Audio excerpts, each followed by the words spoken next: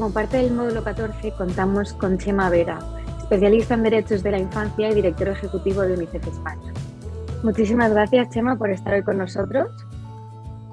Muchas gracias, es un gusto, y en lo que pueda contribuir, pues encantado. Quería preguntar, ¿qué ha cambiado en estos 25 años en las instituciones y en las tendencias de la cooperación? Bueno, han cambiado muchas cosas, aunque hay otras que cuesta cambiar. Y quizá empiezo por ahí, ¿no? Justo en este momento estamos hablando de una nueva reforma de la AECID y recordábamos con algunos compañeros algún documento que hicimos, pues justo hace unos 22, 24 años sobre la reforma de AECID. Y hasta qué punto no nos encontraríamos algunas propuestas hace esos 25 años que aún tendrían validez. O sea, con esto lo que quiero decir es que hay cosas que cuesta cambiar, por más que hayan evolucionado en el tiempo, bien que hay que perseverar mucho para conseguir ciertos cambios. Ojalá en este caso sea una reforma ambiciosa y que vaya en esa dirección que tanta falta hace de modernización, adaptación y de que juegue ese rol central que la agencia debe jugar, ¿no? Pero yendo un poco a una mirada algo más amplia, yo creo que ha influido mucho en las instituciones varios factores externos, ¿no? Una necesidad de adaptación a un mundo que hace 25 años solo las instituciones de desarrollo hacíamos cooperación para el desarrollo, estrictamente agencias internacionales, más agencias, digamos, gubernamentales y las ONGs, y pasar a un mundo multiactor en el que en la última década o década y media se han ido sumando otros muchos actores que tienen, por supuesto, mucho que contribuir, siempre y cuando lo hagan con esa voluntad estricta de ir a los objetivos que la cooperación para el desarrollo tiene, ¿no? Y tienes empresas, tienes consultoras, tienes think tanks, tienes todo el mundo académico universitario que se ha sumado de una forma, tienes gobiernos, digamos, municipales. Y esto ha exigido y cuesta esa reubicación de no ser los únicos actores, de jugar roles que tienen que ver mucho más con lo pivotal, con las plataformas habilitantes, con ser capaces de congregar y de influir y de llevar muchas más voluntades que la tuya propia en una cierta dirección para enfrentar ciertos retos. Yo creo que es un factor de cambio. Y creo que hay una cierta adaptación, pero creo que nos queda camino por recorrer para saber jugar esos roles, donde a veces incluso no eres el prioritario, no eres el quien pivota, sino eres pivotado por otros, y esto siempre nos cuesta. Claro que el mundo en cambio, en estos 25 años, el mundo ha dado grandes giros en algunas cosas ciertamente favorables, en muchos indicadores de los que no se ocupan con una intensidad mayor, en otros simplemente cambios geopolíticos estratégicos, el peso del sur global, mundos emergentes, el mundo multipolar y por lo tanto, bueno, pues ya las instituciones ya no tienen esa simplicidad en cómo emerge todo el sector de la cooperación para el desarrollo, que era más el arriba abajo, ¿no? Ya hay que saber interactuar de una forma de la vieja agenda eficacia ayuda y de los roles más protagónicos de los actores, de los gobiernos, de las organizaciones, en donde las cosas ocurran, sea donde sea, a pasar incluso a una redistribución, y esto podemos hablar un poco más luego, ¿no? del poder, toda la tendencia de descolonización, y que hace que la fuerza y la exigencia de no solamente poner una parte de las decisiones y de la estrategia, sino también de los recursos, de las capacidades y del conocimiento en el sur. Y esto también vuelve a ser un giro cósmico en las instituciones que se van adaptando hasta donde pueden, ¿no? Finalmente, y con esto acabo, yo creo que toca adaptarse a un mundo, les ha tocado adaptarse, nos está tocando adaptarnos a un mundo que por un lado ha fortalecido la necesidad de compartir conocimiento, experiencia, la vieja asistencia técnica que sigue siendo valiosa en los formatos nuevos, a muchos gobiernos donde el asunto ya no es la contribución que puedes hacer en término monetario. ¿Cuántos países es irrelevante la contribución de la ayuda al desarrollo? Y sin embargo es muy relevante en términos de conocimiento, experiencia, proyecto conjunto, ¿no? El hilo de la cooperación sur-sur o de la cooperación triangular, donde la contribución económica siempre es importante para que pueda funcionar, pero se vuelve secundaria respecto a lo que está en juego en cuanto a capacidad política o conocimiento, es un excelente ejemplo de ello. Y eso, al tiempo que las crisis humanitarias se vuelven más agudas, más y con una densidad y una duración mayor, ¿no? Y lo hemos visto recientemente con, digamos, Ucrania, pero con conflictos de una dureza y de una resistencia a ser superados, o de la crisis climática con el impacto que tiene, o de la combinación de todos estos con una crisis alimentaria que estamos viendo y vamos a ver en muchos países de África y de Oriente Medio en los próximos meses. Y esto exige a las instituciones una capacidad de respuesta humanitaria y de duración y de transición en esa respuesta hacia una posible salida mucho más contundente y más intensa, con más recursos, aquí sí, y con una capacidad institucional que no tenían la inmensa mayoría hace unos años. Y en tu opinión, ¿se han adaptado las instituciones a los cambios globales y en el sur global? Yo creo que se está en ello. O sea, decir, que uno mira a la cooperación española y todavía el último dato era que en acción humanitaria, de lo asignable, de lo que puede ser sectorializado, se va a un 6%. Es verdad que está creciendo algunas contribuciones, pero está muy lejos de estar donde debería estar en términos de destino de recursos económicos. Y igual, vuelvo a usar a la cooperación española dentro de que ha hecho evoluciones muy significativas en este tiempo, especialmente en la época más intensa, desde 2004, 2006 y luego con un periodo más de erosión, por decirlo de alguna manera, desde el momento más álgido de la crisis económica y sus consecuencias en el 11 hasta volver a retomar una senda de crecimiento y de reforma en los 2 o 3 últimos años. Pero está muy lejos de, por ejemplo, de tener la capacidad humanitaria de contribución y de respuesta humanitaria que exige este mundo en crisis, en permacrisis, ¿no? en una continuación y que vamos una tras otra. Y es verdad, ahora pues tenemos que salir con el mensaje de hay una crisis alimentaria que puede matar mucho más que las guerras, causada en alguna medida por el conflicto de Ucrania de forma indirecta, pero que va a arrasar con comunidades y con medios de vida y con vidas. Y es muy difícil llegar con ese mensaje a las instituciones y es difícil incluso llegar al público. Y hace falta hacerlo y hace falta tener esa institucionalidad que te permite esa reacción. Pasa igual con el rol de convenor, ¿no? De generar alianzas, pues no están, hay mucha institución que no está adaptada, bien por cultura organizativa, bien por sus propios procedimientos, ¿no? Son grandes instituciones, ahora ya hablo de agencias internacionales o de agencias bilaterales o de las grandes o ONGs internacionales que se mueven a una velocidad inevitablemente más lenta en cuanto a su transición, a su transformación, a su evolución, de lo que exige la rapidez de los tiempos y la profundidad de los cambios que se nos requieren, ¿no? Porque al tiempo hay que mantenerlo. Es esta situación que es clásica en momentos de cambio, pero que se vuelve especialmente aguda cuando a lo que se dedica una organización es a cooperación internacional en situaciones de máxima vulnerabilidad.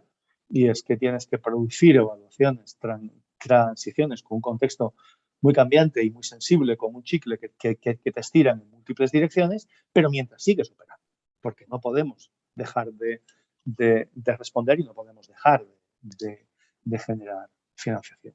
Aún así, hay algunos cambios que serían muy exigibles en cuanto a la adaptación, incluso en términos de de procedimientos, procesos y de normativas que siguen inadaptadas para la realidad de la cooperación para el desarrollo y que debería hacerse un esfuerzo, si pues, nos creemos, el mínimo, ¿no? Acabo con un punto que es importante y que no lo mencionaba en la necesidad de cambio, ¿no? Y es ese sentido que los ODS frente a los ODMs trajeron de universalidad y estructuralidad, ¿no? Ya no son unos objetivos solamente para el sur global, son para cualquier lugar, para cualquier ciudad, para cualquier territorio, para cualquier país. Simplemente hace falta adaptarlos, como es lógico, a cada lugar en función de las metas, indicadores y de lo que, pero como marco sigue, es válido. Y dos, apuntar a cambios estructurales y sistémicos solo se pueden lograr, no se pueden lograr solo con inyección de fondos, como aparentemente podría parecer en la agenda del milenio los ODMs, sino que requieren de cambio sistémico estructural. En lo segundo, creo que tenemos cierta trayectoria en las instituciones, creo que vamos aprendiendo a cómo trabajar, a entender los sistemas y cómo influir en cambios estructurales y en cambios sistémicos, y esto requiere de mucha experiencia, de técnica, de capacidad, de mucha inteligencia política, de saber muy bien el rol, exige de jugar con otros aliados, como mencionábamos antes. Pero luego también lo que nos toca es cómo nos relacionamos con el terreno doméstico, ¿no? Como un objetivo como el de cambio climático es el cambio climático, es la crisis climática, enfrentarlo en España, contribuir a cómo se enfrenta en el Sahel, en la arena internacional, pero exactamente igual con el migratorio o con la erosión fiscal, evasión y elusión fiscal, o con la salud global, pandémica, y todavía nos queda a todos y a las instituciones de la cooperación esa fortaleza, esa capacidad para hacernos valer en cuanto a ser no solo quienes trabajamos en el sur global por bienes públicos globales y por los derechos de cada persona y de cada comunidad, sino también quienes conectamos con situaciones, con retos que son determinantes para nuestros países. Y el caso español es un caso evidente. Y en esto todavía hemos dado también pasos, pero creo que nos queda un camino por adaptarnos y por recorrer. Y en esos cambios que mencionas en las instituciones y en la cooperación en los últimos años, también podemos hablar de roles que han desaparecido y otros que emergen. Sí, algo estaba saliendo, pero no ha desaparecido, pero voy a ser un poco provocador quizá aquí, ¿no? Porque todas las instituciones tenemos formuladores de proyectos, ¿no? Con el marco lógico. Y por Dios, que no se me tome como algo como un poco una cierta arrogancia sobre un rol que ha sido absolutamente crítico y que sigue siendo los SFD.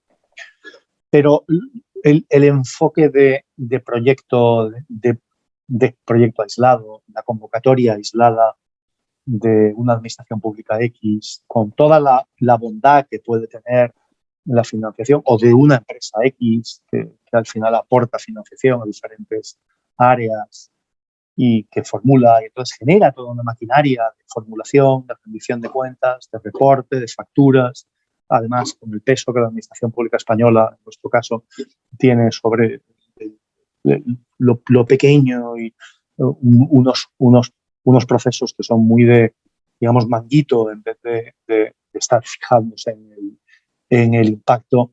Hombre, pues estos son roles que deberían, como mínimo, evolucionar, ¿no? E ir perdiendo peso frente a un enfoque mucho más estratégico. El paso hacia los programas se fue dando, pero ni siquiera en el ámbito programático sigue quedando mucho resto de convocatoria y de proyecto, cuando al final lo que tenemos son grandes retos globales, grandes retos regionales, grandes retos temáticos que exigen unas estrategias de largo plazo, que exigen una inversión predecible, plurianual, que exigen la conformación y la contribución de diferentes sectores, que cada uno aporta algo, que exigen una especialización, saber, un valor añadido, qué estás aportando, que vaya más allá de tener presencia en un lugar y saber hacer un formulario de una cierta manera que al final alcances el 97,6 porque precisamente te ajustas al máximo a lo que quien convoca y quien financia está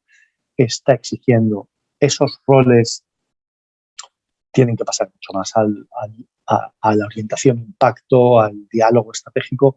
Y ojo, porque hay ciertas resistencias en el ámbito europeo también, a una orientación muy de corto plazo, muy de resultado de corto frente a ese planteamiento más ambicioso, que es lo que tenemos enfrente exige.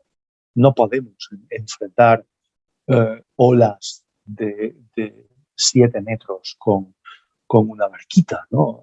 Hay que enfrentarlo con ciertos visos de poder saltar la ola, ¿no? Y que no nos arrastre en ella. Creo que este es uno de los principales. Y otro que mencionaría no es tanto un rol como es más bien actitud, ¿no? Yo creo que, y también se echa en falta, yo creo que hay una cierta actitud de quienes hemos estado en esto desde el norte global con un cierto riesgo de que sabemos, ¿no?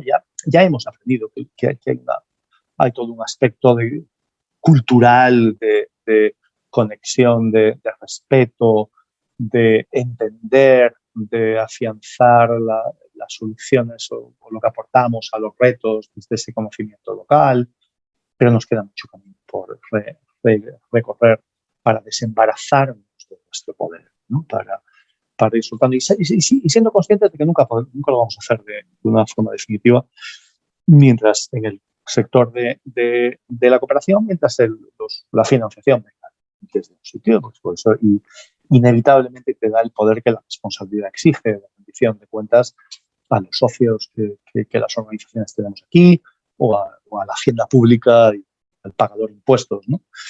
Pero esto no nos debe llevar a ya esa mochila, engordarla nosotros mismos y al final hacernos prevalecer en unos retos en los que más bien tenemos que escuchar más, tener una actitud algo más humilde y dejar espacio, abrir espacio para otras organizaciones, para otras generaciones.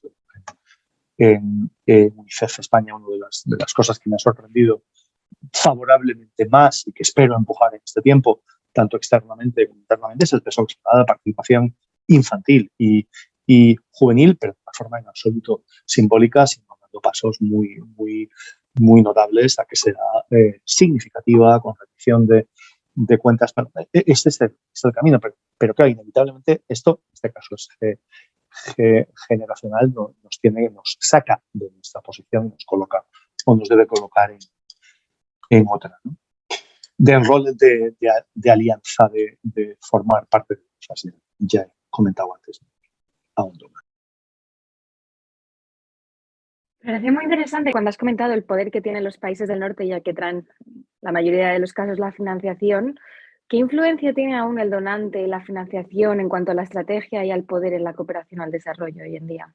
Siguen teniendo una influencia quizá excesivamente determinante. Como decía antes, es el apalancamiento en la legítima responsabilidad que el hecho de ser quien canaliza los fondos tiene, y esto es algo absolutamente inevitable, como es lógico, y son responsabilidades legales, son responsabilidades éticas las que hay sobre esa financiación, pero a veces eso se magnifica, se amplifica y se pierde el hecho de que tampoco son estos recursos, ¿no? O sea y esto nos lo decían yo recuerdo alguna compañera de algún país del sur, no penséis las ONGs del norte que vuestros colaboradores económicos os dan el dinero a vosotros, legalmente en vuestras cuentas, ¿no? Pero no os lo están dando a nosotros. Aquí ya estoy hablando más en el sentido político del asunto y debemos hacerlo. Y eso no quiere decir nada más que sí, está entrando en estos fondos o sale de las cuentas de una agencia gubernamental que está sujeta a intervención y está sujeta a la rendición de cuentas más estricta y al debido proceso de esos fondos para cumplir con la legislación y con la normativa que hay. Y esto ya impone cierto marco. Pero de ahí no debe llevar, por ejemplo, a que eso derive, y aquí vuelvo a citar en este caso a una académica etíope, de Kenia, perdón, keniata, que era una experta en fiscalidad, en tributario.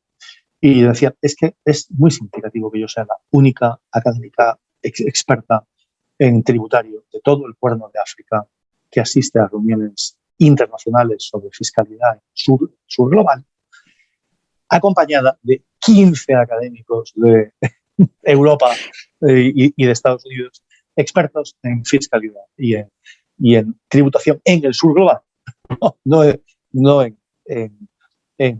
sus propios países. No, o sea, hay una neocolonización del conocimiento que viene derivada de esos roles, ¿no? Y al final lo que tendríamos es que tener los mejores expertos temáticos que haya en el mundo para lo que sea, pero inevitablemente si no tienes una política proactiva de promoción, conocimiento en ámbitos académicos, en ámbitos sociales, y liderazgo, en el sur global no va a caer del cielo o por casualidad no se producirá.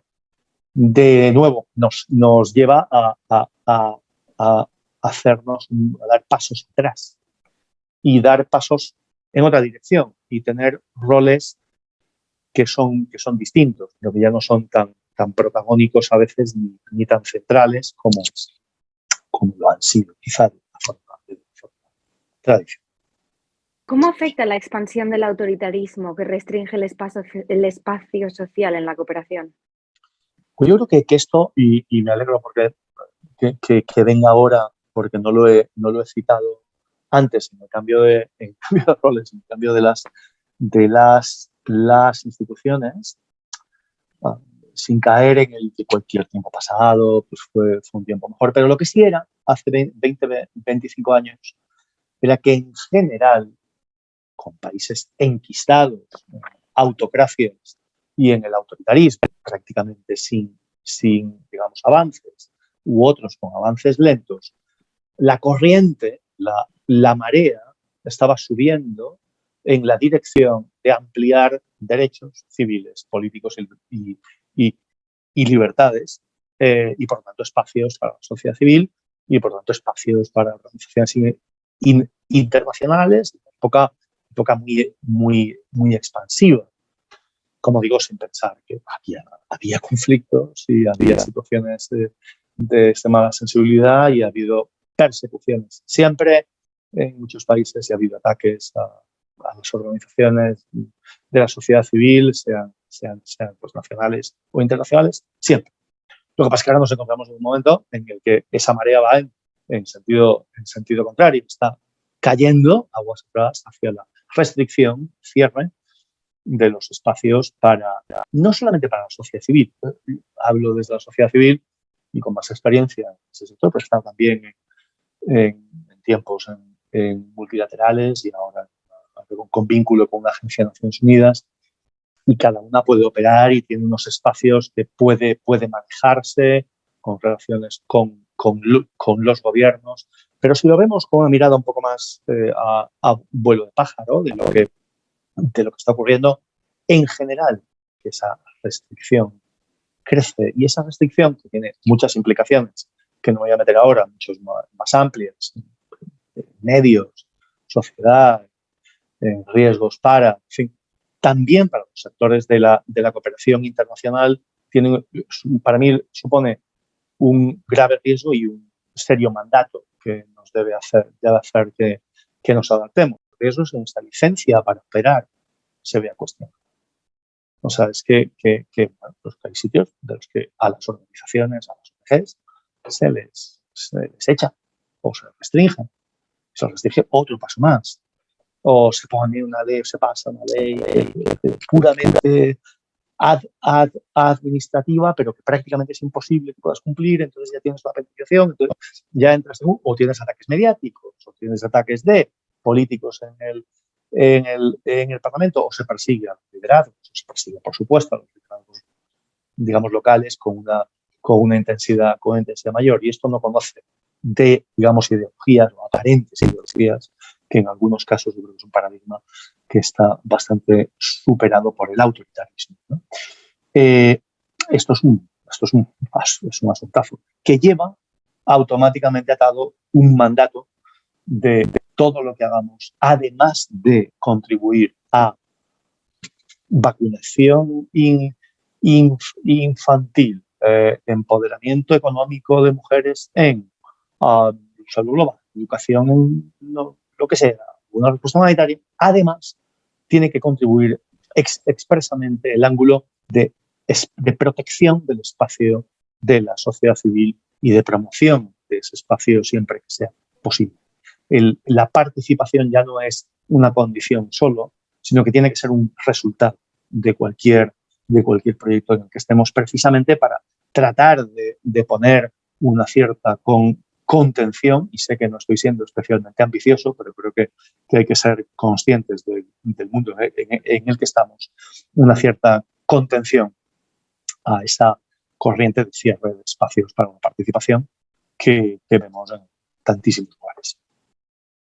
La descolonización de la ayuda, una frase tremendamente bonita, pero ¿crees que de verdad tiene un efecto en el cambio real?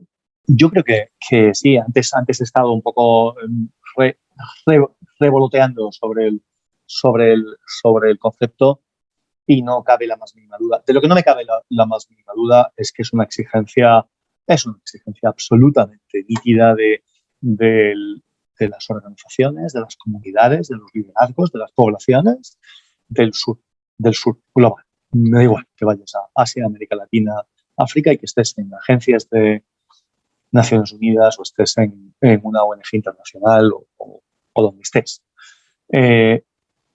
A modo de, digamos, ejemplo, ¿no? Es rara la agencia internacional, da igual que sea intergubernamental o que sea no gubernamental, que no tenga indicadores ahora que están asociados con diversidad, con inclusión y con equidad, pero ya no solamente en cuanto a raza en diferentes lugares, sino a procedencia.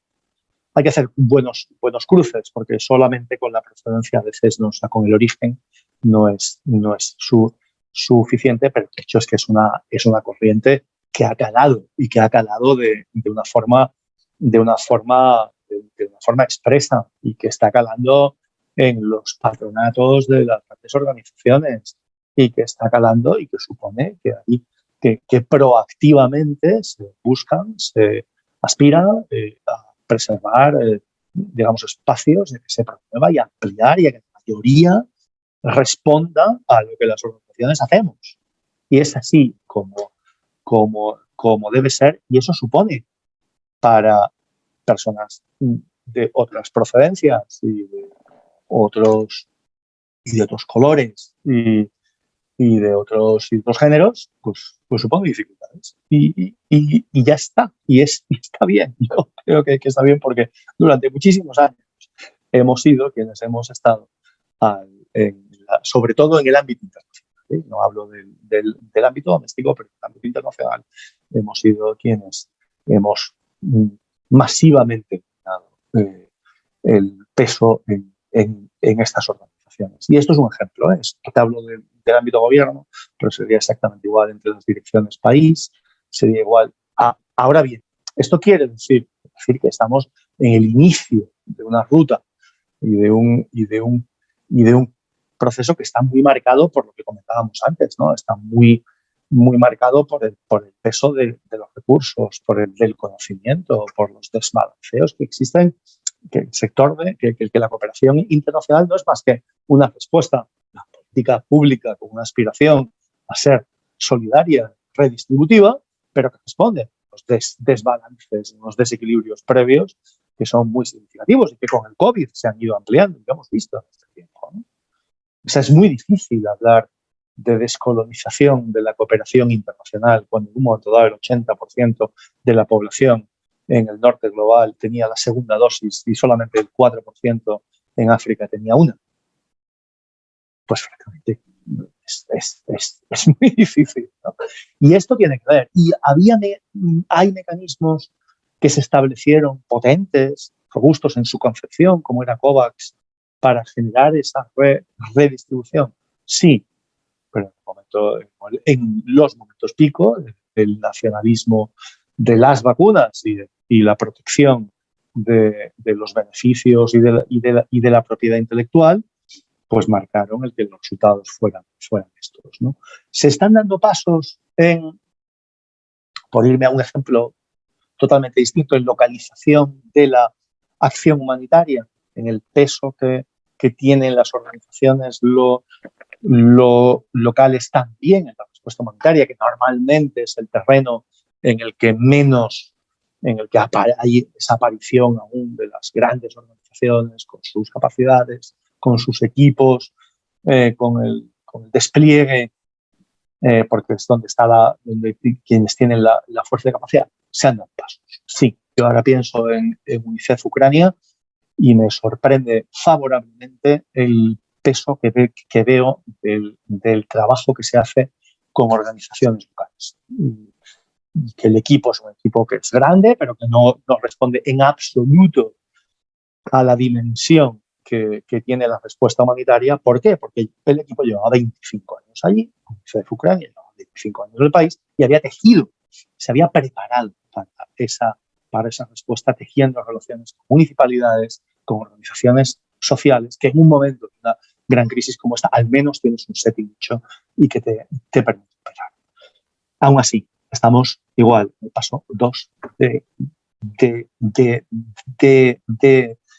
10, porque además exige a los donantes, a los grandes, a los principales gobiernos, a la Unión Europea, que se invierta, a las agencias, que invirtamos en esto. O sea, la respuesta local no va a salir.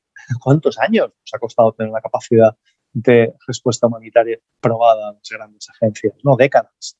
No podemos pensar que va a salir sin más. Tiene que ser en alianza con, y ahí tiene que haber una inversión previa. Y ahí cuando llega ese momento, pues entonces ya las reticencias son mayores, los pasos son más simbólicos en esa agenda Estambul, Grand Bargain, que es a lo que se querría aspirar, se quiere aspirar en la respuesta humanitaria. Por lo tanto, la respuesta sí está provocando cambios, muy presionado y con mucha fuerza desde los liderazgos en el sur global, pero estamos en una etapa muy incipiente todavía. Y ojo, porque conecta con el asunto de los espacios sociales. Esto puede verse muy confrontado con la fortaleza de las organizaciones en el sur global y hasta qué punto van a tener esa licencia para poder operar, esa voz se va a alentar desde los países o no, o se va a callar. En tu opinión, ¿qué actores e instituciones serían necesarias hoy en día para enfrentar los desafíos efectivos en el mundo? Yo creo que siguen haciendo falta. Claro que hacen falta nuevas organizaciones y nuevos actores, y creo que hay un rol que están jugando algunos movimientos sociales que son críticos. Lo vemos en el feminismo, lo vemos en el cambio climático. Las grandes organizaciones o los propios gobiernos o los liderazgos vamos tras. Podemos apoyar en un momento dado, incluso podemos apoyar ex ante, podemos haber creado un cierto caldo de cultivo en el que germinen, pero los protagonismos es obvio en dónde están y está estupendo que sean así. Entonces nos toca jugar los roles de una forma distinta. Por tanto, aparecen roles comunitarios o pequeñas organizaciones con una capacidad, con una flexibilidad mayor, con una forma organizativa que sea distinta, con una capacidad innovadora por su frescura, por el conocimiento, por la forma que tengan para conectar, que se hace indispensable, con ideas, no solamente en el campo lo tecnológico y solamente una app. Muchas ideas nuevas que pueden estar en muchos campos, procesos, políticas, con aportaciones muy, muy significativas. Y toca jugar en esos esquemas, ¿no? El rol que está jugando el sector privado es muy significativo. Es muy notable. Si ya va avanzando de la acción social clásica de pequeñitos fondos que se ponían para aportación filantrópica, más o menos pequeños según donde fuera, a decir, no, es que tengo que contribuir desde mi modelo de negocio y mi estrategia, cómo se alinea con los retos ambientales, con los climáticos o con retos sociales, ¿no? Y hay empresas que se lo están tomando en serio, todas no. Y hay fondos de inversión que se lo están tomando en serio, todos no. Pero quien se lo toma en serio, la capacidad de cambio sistémico es trillones luz mayor de la que tenemos desde los actores clásicos de la cooperación, ¿no? Me he ido desde movimientos sociales a fondos de inversión, ¿no? Por lo tanto, estoy cubriendo un espectro amplísimo. Y, por lo tanto, los actores de la cooperación tenemos que saber jugar en ese medio. Este vuelve a ser mi mandato. Y nuestra principal capacidad tiene que ser la capacidad de congregar, influir y llevar a la esta es la. Y luego vienen otras, pero esta es la. Sigue haciendo falta grandes organizaciones internacionales con capacidad para responder a los retos globales, bien por marcas reconocidas e influyentes que se ganan espacio por su legitimidad, por su credibilidad, por lo que aportan, por su conocimiento tan decantado, bien porque tienen una capacidad de respuesta muy significativa. Sí, creo que sí. Estoy convencido que los Oxfam y los UNICEF, por decir las dos en las que he estado en tiempos recientes, son absolutamente indispensables. Tienen que cambiar y que evolucionar en todo ese contexto del que hemos hablado este rato. Sí. ¿Es fácil el telón? No es fácil. Son grandes organizaciones, pero en el sector empresarial o en el gubernamental igual. No somos peores. Simplemente tenemos las resistencias que vienen dadas por múltiples ataduras. Estamos en hay islas de excelencia y hay islas de flexibilidad y de adaptación al cambio. Sí. Pienso ahora en cómo actuaban algunas de las oficinas Oxfam en relación con los movimientos sociales anticorrupción o feministas en América Latina, y digo, así es como se trabaja. Esto es lo que hay que hacer, ¿no? Antes citaba un ejemplo de UNICEF en respuesta humanitaria, cómo se va ubicando y está pensando dentro de la inversión, de las finanzas innovadoras y de la inversión sostenible. Por aquí es por donde hace falta el cambio. Pero claro, luego tienes que llevar al transatlántico en esa dirección. Y no es fácil. No lo es. Muchísimas gracias, Chema, por tu ponencia. Ha sido maravilloso estar hoy contigo. Pues muchas gracias. Y a vosotros, a los que estéis escuchando.